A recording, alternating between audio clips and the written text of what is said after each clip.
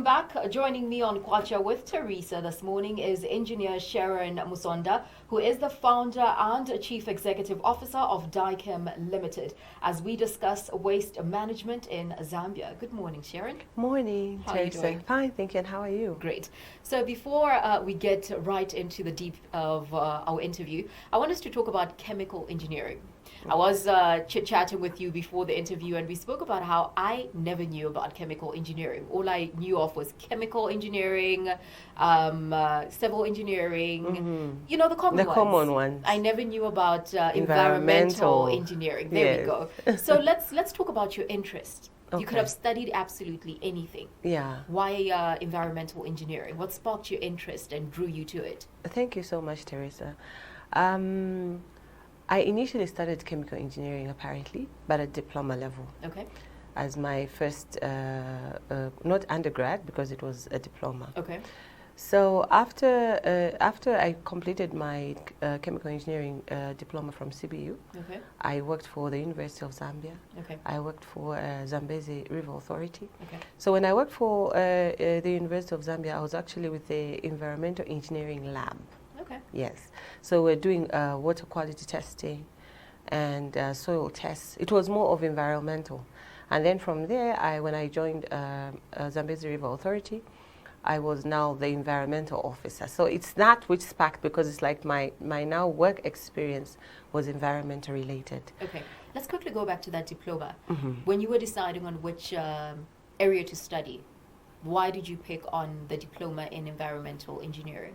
A diploma in chemical engineering. In chemical engineering? Yes. So that's what you started with? That's what I started with. Why chemical engineering? I'll tell you something interesting, Teresa. The times when we're in grade 12, yes, we never used to actually apply directly to the university. It's like you had to apply through the school. Okay. Yeah, and I was very good at sciences. Okay. So I actually applied for production management at the Copperbelt University. Okay. And when the selections came out, I was actually put in a program that I'd never heard of before, which was chemical engineering. And when I asked the headmaster of the school, he told me it's a new program and it should be a very good program for you since you're very good with sciences. Yes. And that's how I found myself doing chemical engineering. And I liked it because I already used to have a lot of fun, and I already had passion for sciences. Yes. Great. Yeah. So then you study your diploma in yes, chemical engineering. in chemical engineering. And then your interest grows even further. Yes, into environmental, because I realized that after my work experience that I now had more passion towards the environment, unlike chemical engineering as I had earlier started. Okay. So as God would have it, there was environmental engineering was not being locally offered at our local universities and colleges, yes. So just at the time when I decided to now go back into school and do my undergrad, environmental engineering was now being offered at the Copperbelt University. Timing. Perfect timing, perfect timing. Okay. Can say that again. So let's talk about your journey. You Yes. now decide you will study environmental engineering. Yes. Fast forward to graduating. Yes. From the Copperbelt From the University. Copperbelt University. And after graduation, what were your plans? My plans were to get a job in the UN, WWF, the big organizations, yes, which are concerned with the environment. Yes. That's what I wanted. Yes. Or get a job in ZEMA, because I had actually worked with ZEMA as an intern, okay, for a year and a half. So did you ever think of being a business owner, an entrepreneur? Yes, I did, but not particularly that I was going to be running a business in environmental engineering. I think I just knew that I wanted to do business, but in which particular field? No, maybe owning a shop, yeah, or any grocery store. No. Okay. I think when growing up, that's what we would see more. Someone, yes, owning a big shop. Yes. someone owning a big boutique. A salon. A salon, yes. Yes. So you'd really say, okay, I would really want to own my own business, but we didn't have really mentors Yes. or people would look up to go into technical fields. I love that you brought the aspect of mentors, which we will Yes. get to later on in the interview. All but now right. let's talk about the inception of DICHEM Limited.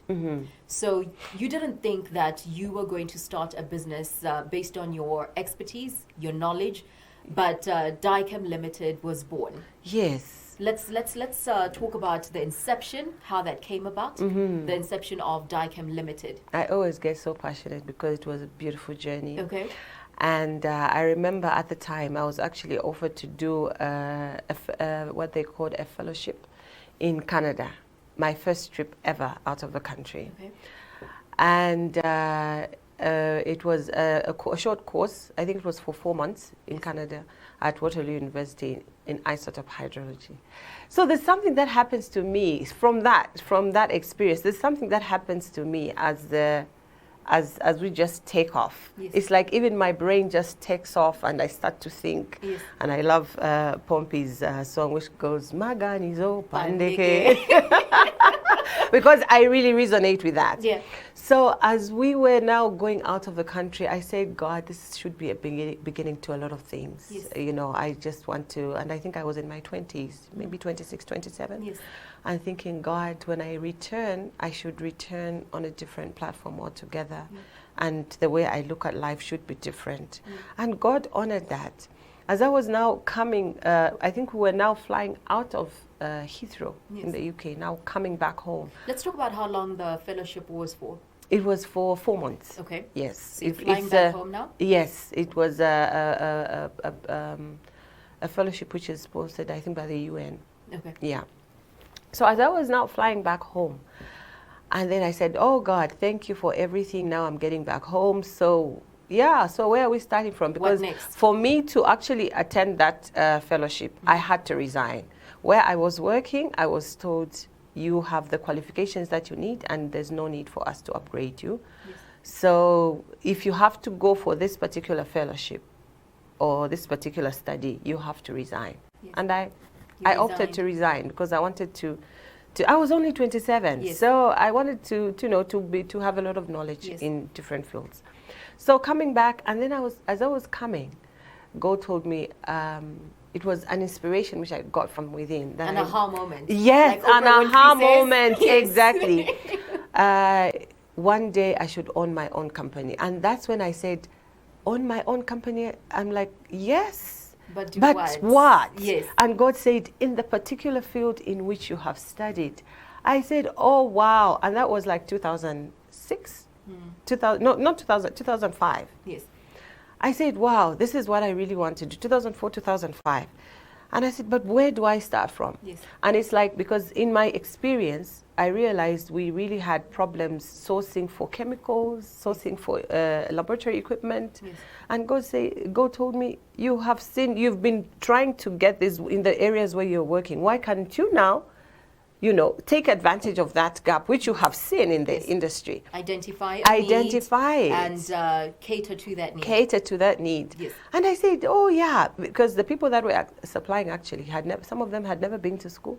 It's very interesting that you say that because when I was chatting with Mr. Patrick from WIAC on Monday, right here on Millennium Kwacha, we spoke about starting a business and, the need to do your market research, the need to have some sort of knowledge. And where to start from. Yeah. A lot of people, a lot of women want to start businesses, but they don't want to do the market research, the SWOT analysis. You don't know your strengths, you don't know your weaknesses, your opportunities, and your threats. Yeah. So you knew your strengths. I knew my strength, and Yeah. that was from my experience, Yeah. my work experience. And then I said, okay, now the name.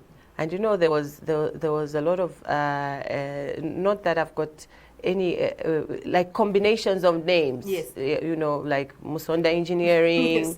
I said, no, and at times I just felt someone might criticize because it's like a face has been added to the company. Yes. So I wanted something that didn't have anything to do with me, a neutral name. Yes.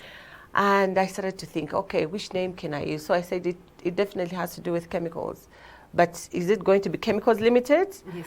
And I just thought it should be DICHEM. Yes. And that's how I came up with it. Yes. And that's how DICHEM was born. Voila, I landed the following week. Yes. I went to Pakra and had it registered. The following week? Yes, as a business name.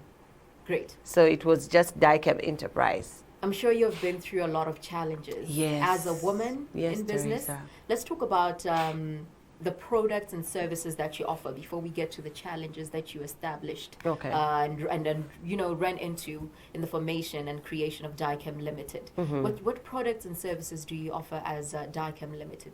Okay, so I'll tell you something. Currently, we are into environmental consultancy. Okay. We're into sanitation. Okay. We're also into hazardous waste management. And we're doing laboratory supplies. So laboratory supplies was something that we started with. If you check on the original name of the company, we say DICHEM Laboratory Supplies, because that was my specialization, and that's what. So as I grew in knowledge, we now started to expand, because we now started to see the need in different areas. So many avenues being opened. Yes. And especially after I had upgraded my studies, then I could now marry it with my business. Great. And that's what I've done. Great. One of the things that you mentioned in terms of the services that you offer is hazardous waste management. And this morning we're discussing waste management in Zambia. So we take a break, and when we come back, we continue with our discussion right here on Kwacha with Teresa. And we'll be talking about some of the challenges that she has encountered on this journey and so much more. Do stay with us right here on Millennium TV.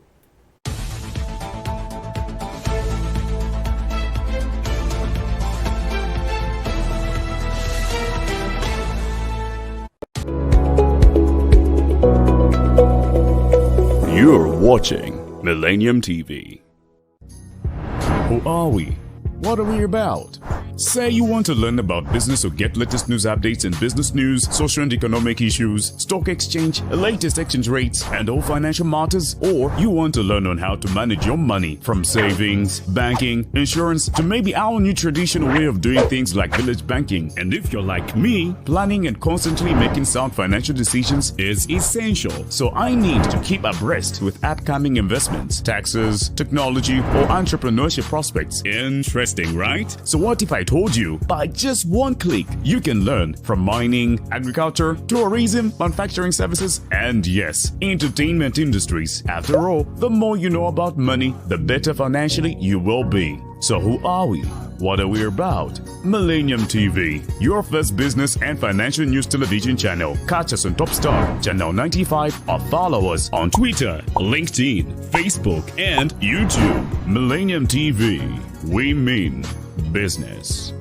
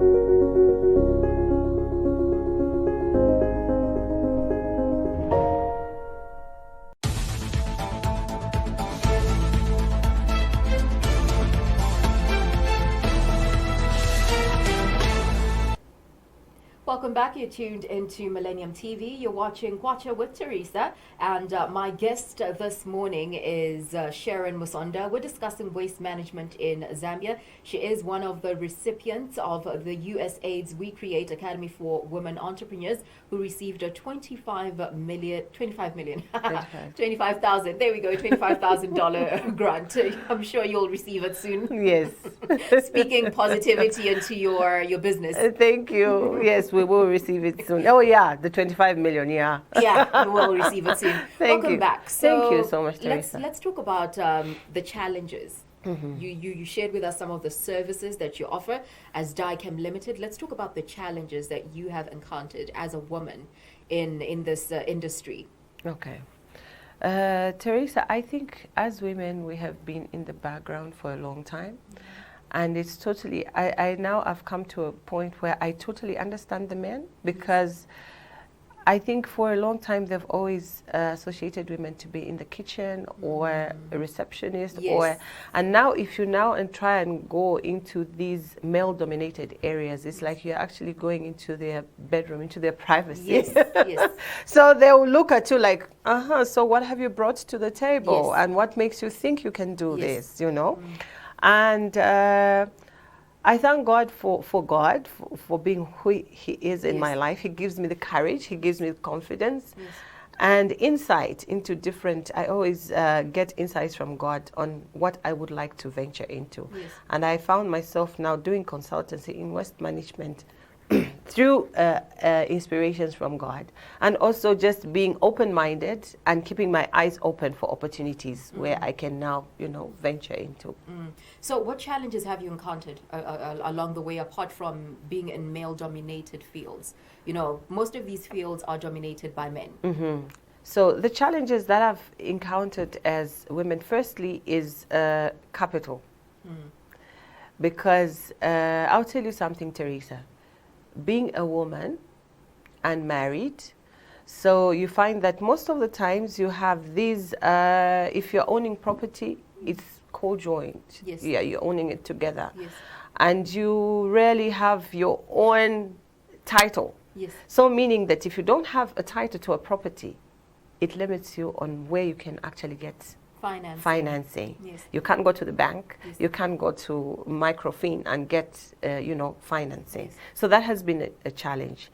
Secondly, it's just people having confidence that the woman is able to deliver.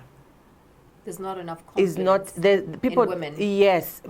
Firstly, other women, maybe I think I've seen other women who are also entrepreneurs not having the confidence that they can get certain levels of business. And then also on the part of the people giving business, not having so much confidence that the women are able to deliver. Yeah, so those are the challenges. So one of the first challenges that you mentioned was financing.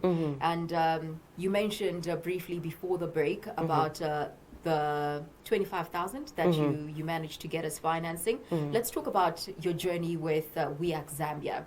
How did that come about?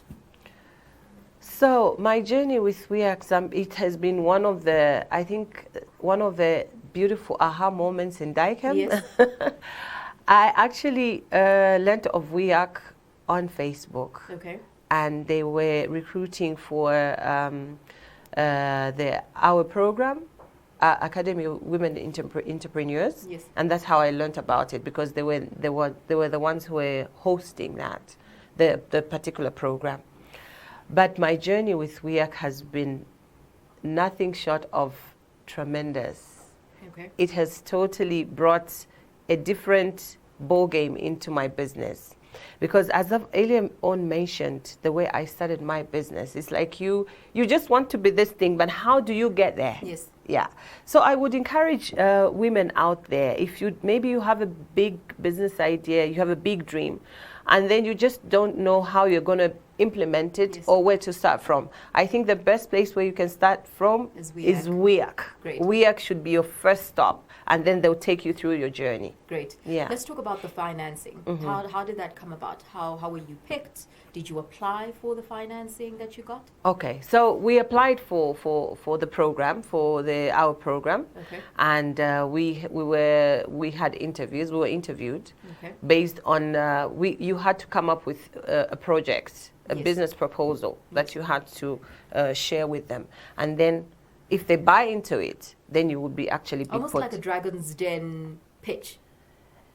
I think. Yeah, I think it was maybe a 3-minute pitch. Okay. It's an interview, but 3-minute pitch. Okay. So you had this panel of maybe like 7 people. Okay. Yeah, and then you just tell them about your business plan. Yes. Yeah, what type of business and how is it going to benefit the community? Those Yes. are the things that they were concerned with. Yes.